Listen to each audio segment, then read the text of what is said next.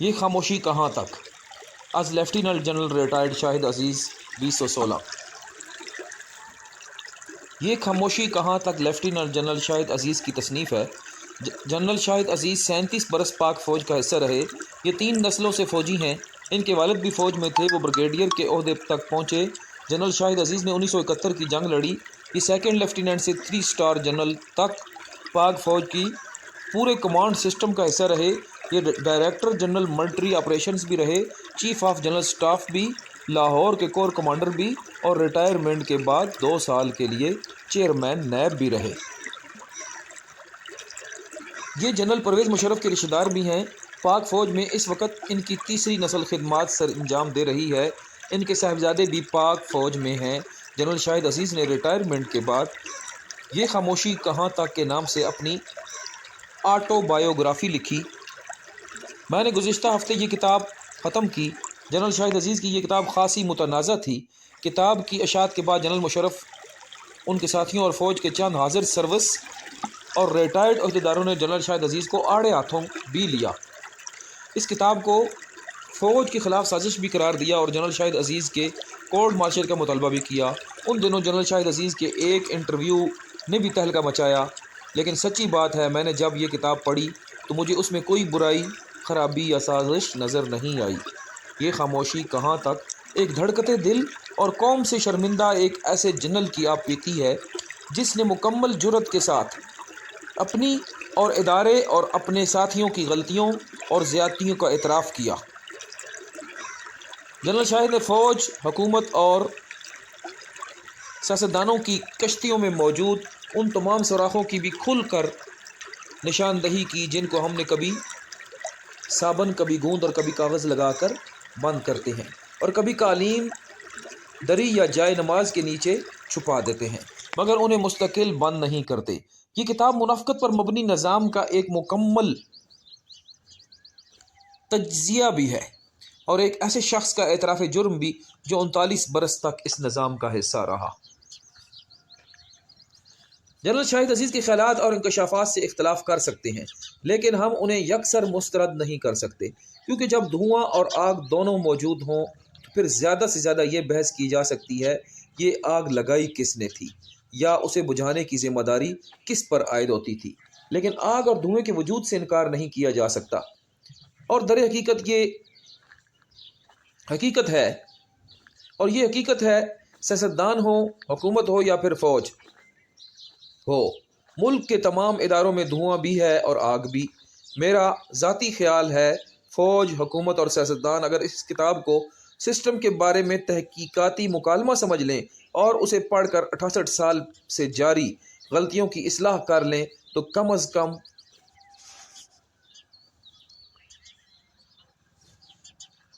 ڈھلوان پر جاری سفر ضرور رک سکتا ہے، ہم مزید پھسلنے سے ضرور بچ سکتے ہیں۔ یہ خاموشی کہاں تک میں جنرل شاہد عزیز نے انکشاف کیا۔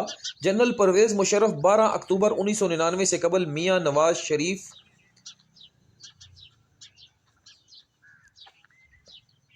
کی حکومت کو فارغ کرنے کا فیصلہ کر چکے تھے۔ 12 اکتوبر 1999 سے پہلے نواز شریف حکومت کو فارغ کرنے کا فیصلہ کر چکے تھے۔ جنرل شاہد عزیز اس وقت ڈائریکٹر جنرل ملٹری آپریشنز تھے۔ جنرل مشرف نے سری لنکا جانے سے قبل 10 corps commanders, general Mahmood CGS، general Aziz Khan اور DGMO یعنی انہیں یہ ذمہ داری سونپ دی تھی۔ DGMI میجر جنرل احسان الحق اور DGIS BR brigadier Rashid Qureshi بھی اس آپریشن کا حصہ تھے۔ جنرل مشرف کو اس معاملے میں کور کمانڈر پشاور جنرل سعید الظفر پر اعتماد نہیں تھا۔ میاں نواز شریف کو برطرف کرنے PTV اسلام آباد پر قبضے اور جنرل پرویز مشرف کو کراچی میں بحفاظت اتارنے کے پورے آپریشن کی نگرانی جنرل شاہد عزیز نے خود کی۔ جنرل شاہد عزیز نے اعتراف کیا، ہم اسے انقلاب سمجھ رہے تھے، لیکن جو وقت گزرتا گیا ہم سب کا دل ٹوٹتا گیا، یہاں تک کہ ایک ایسا وقت آیا جب وہ فوجی وردی جو قوم کا پرائڈ تھی، فخر تھی۔ وہ صرف دفتروں میں پہنی جانے لگی۔ افسر گھر سے سادہ کپڑوں میں نکلتے اور دفتر میں وردی پہن لیتے۔ جنرل شاہد عزیز نے انکشاف کیا فوج چودھریوں کے خلاف تھی۔ یہ ان کا جنرل مشرف سے گٹھ جوڑ نہیں چاہتی تھی، لیکن مشرف نے فوج کی بات نہیں مانی۔ جنرل مشرف نے 31 جنوری 2002 کو کور کمانڈرز کی میٹنگ میں اعلان کیا، ہم پاکستان مسلم لیگ قاف کی مدد کریں گے، پیپل پارٹی کو توڑیں گے اور نون لیگ کو کمزور کریں گے۔ جنرل مشرف نے 2002 کے الیکشن میں مطلوبہ نتائج حاصل کرنے کے لیے بہت کچھ کیا۔ ووٹرز تک کی عمر 21 سال سے 18 سال کر دی گئی۔ جنرل شاہد نے انکشاف کیا جنرل مشرف سیاسی فیصلوں میں فوج کو اعتماد میں نہیں لیتے تھے۔ فوج میاں برادران کے جلاوطنی کے معاہدے تک سے واقف نہیں تھی۔ مجھے جب چیئرمین نیب بنایا گیا تو جنرل مشرف نے مجھے کہا کہ تم فیصل صالح حیات کے مقدموں کو نہ چھیڑنا۔ مجھے حکومت کے سیاسی مجبوریاں بتا کر دوسرے سیاستدانوں کی فائلیں کھولنے سے بھی روک دیا گیا۔ مجھے 2007 میں طارق عزیز نے بلا کر صدر مشرف کا حکم سنایا، بے نظیر بھٹو کے تمام مقدمات بند کر دیے جائیں۔ میں نے تعاون نہ کیا تو چیئرمین کے اختیارات 2-3 چیئرمینوں میجر جنرل محمد صدیق اور حسن وسیم افضل میں بانٹ دیے گئے۔ بے نظیر اور آصف علی زرداری کو مقدمات حسن وسیم افضل کے حوالے کر دیے گئے۔ میں نے فیڈ بیک جاری رکھا تو حسن وسیم افضل کے دفتر کو لاہور شفٹ کر دیا گیا۔ جنرل شاہد عزیز اپنی کتاب یہ خاموشی کہاں تک میں انہوں نے انکشاف کیا، میں نے کور کمانڈر لاہور کی حیثیت سے DHA لاہور کے معاملات پر کمیشن بنایا۔ کمیشن کی رپورٹ صدر کو بھجوائی، لیکن صدر نے اربوں روپے کی کرپشن دبا دی۔ میں چیئرمین نیب تھا تو میں نے پیٹرول کی درآمد میں 81 ارب روپے کی کرپشن پکڑی، لیکن وزیر اعظم شوکت عزیز اور صدر مشرف نے یہ معاملہ بھی دبا دیا۔ صدر اور وزیر اعظم چینی مافیا کے خلاف بھی کارروائی نہیں کرنے دیتے تھے۔ میں نے جب اپنی کوششیں جاری رکھی تو مجھے استعفیٰ دینے کا مشورہ دیا گیا۔ چیف جسٹس کا ایشو بن چکا تھا۔ میں اس دوران حکومت کی مشکلات میں اضافہ نہیں کرنا چاہتا تھا، چنانچہ میں نے 2 ماہ کی چھٹی لی اور چپ چاپ گھر بیٹھ گیا۔ جنرل شاہد عزیز کی پوری کتاب یہ خاموشی کہاں تک انکشافات کا خزانہ ہے، لیکن دہشت گردی کے خلاف جنگ میں جنرل پرویز مشرف کے کردار سے متعلق حصہ چشم کشا ہے۔ ہم اگر خطے میں امریکہ کے ظالمانہ کردار کو سمجھنا چاہتے ہیں تو ہمیں یہ خاموشی کہاں تک کے وہ حصے ضرور پڑھنے چاہیے۔ جنرل شاہد عزیز نے انکشاف کیا جنرل مشرف امریکہ کے ساتھ معاملات کو انتہائی خفیہ رکھتے تھے۔ جنرل شاہد عزیز اس وقت چیف آف جنرل سٹاف تھے اور جنرل یوسف وائس چیف، یہ دونوں فوج کے مکمل کرتا دھرتا تھے، لیکن یہ دونوں بھی زیادہ تر معاملات سے ناواقف ہوتے تھے۔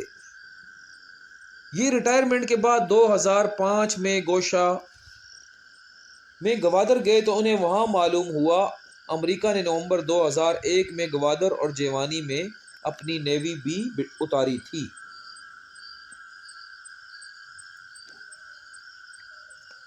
بھاری ہتھیار بھی اور جوان بھی۔ امریکی فوج بعد ازاں بلوچستان کے راستے افغانستان گئی۔ گوادر میں 2005 میں بھی امریکی مورچے موجود تھے۔ میں 2001 میں CGS تھا، مجھے اس کارروائی کے بارے میں کچھ علم نہیں تھا۔ میں نے جنرل یوسف سے رابطہ کر کے پوچھا، وہ بھی ناواقف تھے، گویا یہ کارروائی فوج کے دونوں اعلیٰ ترین عہدیداروں سے خفیہ رکھی گئی تھی۔ جنرل مشرف نے جیکب آباد، شمسی، یوب اور دال بدین کے ہوائی اڈے بھی چپ چاپ امریکہ کے حوالے کر دیے۔ اور ان معاملات میں بھی فوج سے غلط بیانی کی گئی۔ پاک فوج کے دستے جب سیکورٹی فراہم کرنے کے لیے ان ہوائی اڈوں پر گئے تو امریکی فوجیوں نے انہیں اندر داخل نہیں ہونے دیا۔ ان اڈوں پر امریکی CIA قابض ہو چکی تھی۔ جنرل شاہد عزیز نے انکشاف کیا امریکی ساز و سامان NLC کے ٹرالرز کے ذریعے بھی افغانستان پہنچایا گیا۔ جنرل شاہد نے انکشاف کیا امریکہ نے ایک گہری سازش کے ذریعے پاک فوج اور مجاہدین کو آپس میں لڑایا۔ امریکی افغانستان کی جنگ کو پاکستان تک پھیلانا چاہتے تھے۔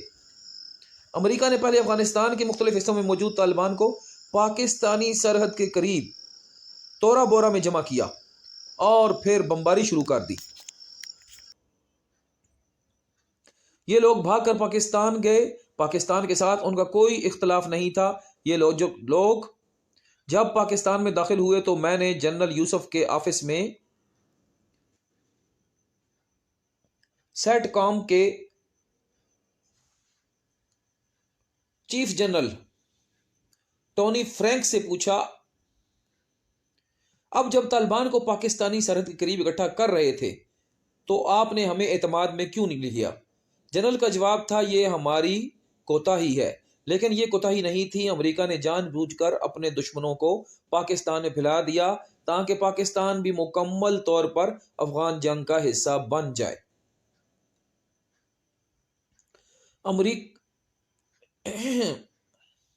امریکہ نے اس کے بعد ہم پر فاٹا میں فوج بھجوانے کے لیے دباؤ ڈالنا شروع کر دیا۔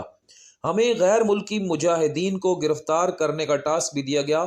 ہم نے کوہاٹ کے جیل خالی کی اور 80 عرب باشندوں کو وہاں بند کر دیا۔ کابل پر قبضے کے بعد امریکہ نے بھارت کے لیے دروازے کھول دیے۔ انڈیا نے وہاں ٹھکانے بنا لیے۔ امریکہ نے 110 پاکستانی بھی بھارت کے حوالے کر دیے۔ یہ لوگ انہیں انڈیا لے گئے اور اس کے بعد ان کی کوئی خبر نہیں آئی۔ امریکہ نے یہ 1100 پاکستانی ہمارے حوالے کیے۔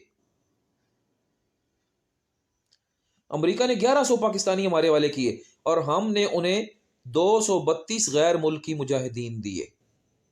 جنرل شاہد عزیز نے انکشاف کیا 26 جنوری 2002 کو 50 جوانوں کی ایک پلٹن نے 4 امریکیوں کے ساتھ قبائلی علاقے میں غیر ملکی مجاہدین کی تلاش میں ایک گھر کے دروازے پر دستک دی۔ گھر کا مالک باہر نکلا، اسے بتایا گیا تمہارے گھر کی تلاشی ہوگی۔ وہ گھر کی خواتین کو پردہ کرانے کے لیے اندر گیا لیکن واپس نہ آیا۔ جوان اندر داخل ہوئے تو گھر میں مجاہدین موجود تھے۔ مجاہدین نے فائرنگ شروع کر دی۔ کارروائی میں شامل ایک افسر نے اس آپریشن کی باقاعدہ فلم بنائی۔ رات 10 بجے تک فائرنگ ہوتی رہی، یہاں تک کہ وہ لوگ جوانوں کا گھیرا توڑ کر فرار ہو گئے۔ یہ فائرنگ پاکستان میں فوج اور مجاہدین کی پہلی لڑائی تھی۔ یہ لڑائی پھر اس کے بعد رکی نہیں۔ پاکستان اس کے بعد میدان جنگ بن گیا۔ مجھے جنرل شاہد عزیز کی کتاب یہ خاموشی کہاں تک پڑھ کر اندازہ ہوا دہشت گردی کے خلاف جنگ ہماری جنگ نہیں تھی، یہ امریکہ اور جنرل پرویز مشرف کی جنگ تھی، اور ایک طویل عمل کے ذریعے اسے پاکستان کی جنگ بنا دیا گیا۔ یہ پرائی جنگ اب تک ہمارے 60,000 سویلین اور 7,000 جوانوں کو نگل چکی ہے۔ یہ جنگ روز کیپٹن اسفن یار جیسے کسی نہ کسی افسر کا خون پیتی ہے، لیکن اس کے باوجود آج تک اس جنگ کے بارے میں کوئی تحقیق نہیں ہوئی، کسی نے کوئی مقالہ نہیں لکھا۔ کیوں اتنی خاموشی کیوں ہے؟ یہ سناٹا کب تک چلے گا؟ یہ خاموشی کب تک؟ آخر کب تک؟ یہ خاموشی کہاں تک؟ آج لیفٹیننٹ جنرل ریٹائرڈ شاہد عزیز اردو نامہ فورم کے قارئین کے لیے اردو نامہ کے کتاب گھر پروجیکٹ کا حصہ بنا دی گئی ہے، جسے آپ نیچے موجود لنک سے ڈاؤن لوڈ کر سکتے ہیں یا آن لائن پڑھ سکتے ہیں۔ کتاب آن لائن بھی موجود ہے اور books.urdunama.org یہ اوپر موجود ہے ویب سائٹ کا لنک۔ اور یہ خاموشی کہاں تک کتاب کا نام از لیفٹیننٹ جنرل شاہد عزیز، یہ ویب سائٹ کی طرف سے جتنا کچھ میں نے پڑھا اس کے نیچے یہ بتایا گیا کہ اس کو ڈاؤن لوڈ کریں۔ اور یہ کتاب پہلے یہ کتاب امت اخبار میں شائع ہونے والی اقساط کو مربوط کرنے کے بعد کتابی شکل میں اپلوڈ کی گئی۔ اب چند احباب کی خواہش پر اصل کتاب یہ خاموشی کہاں تک کی اسکین شدہ کاپی مہیا کر دی گئی ہے جسے نیچے موجود لنک سے ڈاؤن لوڈ کیا جا سکتا ہے۔ تو اپنے موبائل اسکرین سے آپ books.urdunama.org یا پھر گوگل میں ڈائریکٹ لکھیں گے، اردو تحریر میں لکھیں یا انگلش میں، یہ خاموشی کہاں تک از لیفٹیننٹ جنرل شاہد عزیز، تو یہ کتاب آپ کے سامنے آ جائے گی مختلف ویب سائٹوں پر۔ تو یہ اس کتاب کا لنک اور اس کتاب کا تعارف، اور اس ویب سائٹ پر اور بھی کتابیں موجود ہیں، اور ویب سائٹ کا تعارف بھی ہو گیا، کتاب کا تعارف بھی ہو گیا، اور یہ ڈاؤن لوڈ لنک ہے۔ تو اس پہ کلک کرتے ہیں۔ یہ کلک کرنے کے بعد ویب سائٹ کھل رہی ہے اور یہ کہہ رہے ہیں آئی ایکسیپٹ، تو اس کو آئی ایکسیپٹ کر لیتے ہیں، اور یہ دیکھیں کتاب سامنے آ گئی ہے۔ کتاب ڈاؤن لوڈ ہونے کا لنک یہ بلیو کلر میں، نیلے رنگ میں سامنے ہو گیا ہے، تو اس پہ کلک کریں گے۔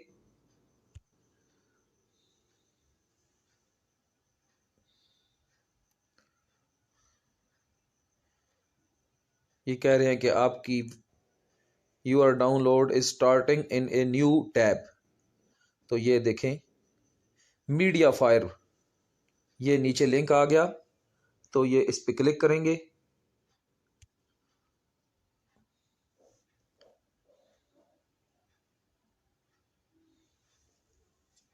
یہ لنک کھل رہا ہے، لنک پہ کلک کرنے کے بعد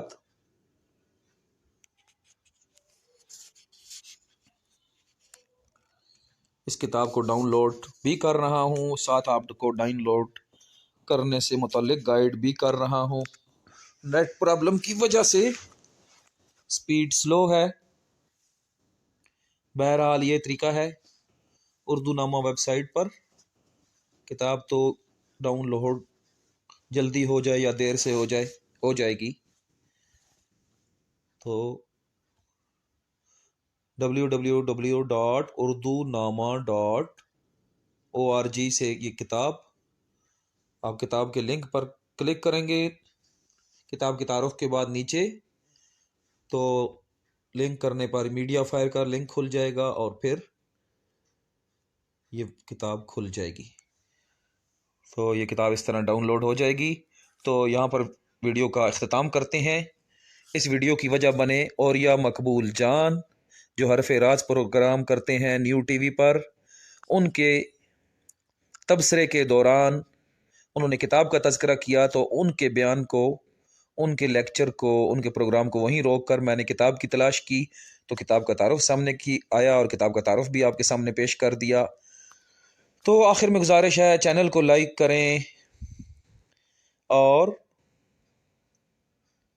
کمنٹ بار میں اپنا کمنٹ لکھیں، اور اگر سبسکرائب نہیں کیا تو سبسکرائب بھی کر دیں، اور بیل آئیکن یعنی گھنٹی کے نشان کو بھی دبا دیں، جو ویڈیو کے نیچے رائٹ سائڈ، ویڈیو کے نیچے رائٹ سائڈ میں SUB، ویسے تو سبسکرائب سب کو پتہ ہے، لیکن جس کو نہیں، کئی جو کم پڑھے لکھے ہیں تو ان کو بھی بتاتے ہیں کہ وہ نیچے لکھا ہوتا ہے SUBS، سبس CRIBE، کرائب، یہ لکھا ہوتا ہے، اس پہ کلک کریں گے تو سبسکرائب ہو جائے گا، اور ساتھ ہی گھنٹی کا نشان ہے، اس کو دبائیں گے تو پھر آپ کو نوٹیفیکیشن آئندہ ویڈیوز کے بھی ملتے رہیں گے۔ السلام علیکم۔